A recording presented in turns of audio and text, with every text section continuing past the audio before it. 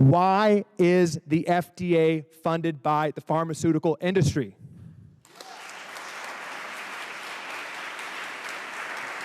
I've spoken to member after member who are very concerned about that in this building, but they slide it in.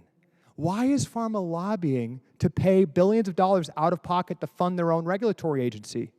I've talked to healthcare staffers who support this for whatever reason and said, oh, it's a money saver. It's $3 billion. $3 billion, as if this building cares about $3 billion. That's $3 billion that we could have the taxpayer pay to not allow the agency that regulates drugs to be co-opted by the agency, by the industry that's trying to regulate.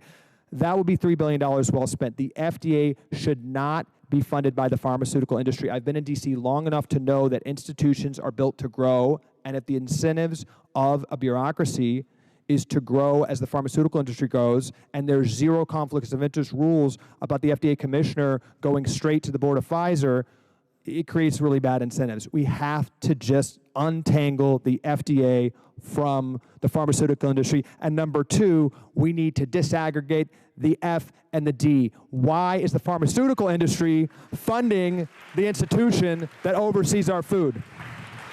We need to do these simple things. One other is SNAP.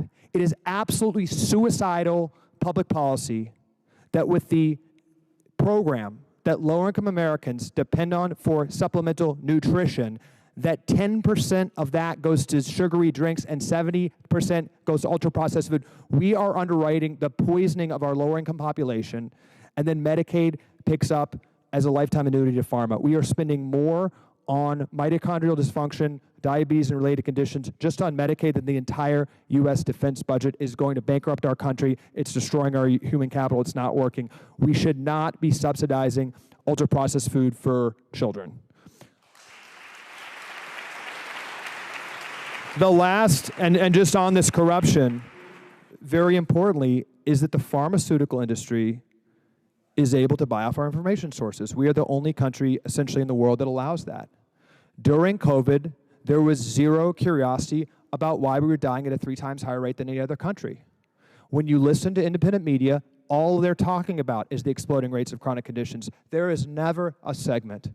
CNN, NBC, Today Show, they will not have my sister and I on. We have a book about medical empowerment. They won't have any healthcare author on that even questions medical orthodoxy. I've talked to the producers. They said, no-fly zone, because it would go against who's paying their bill.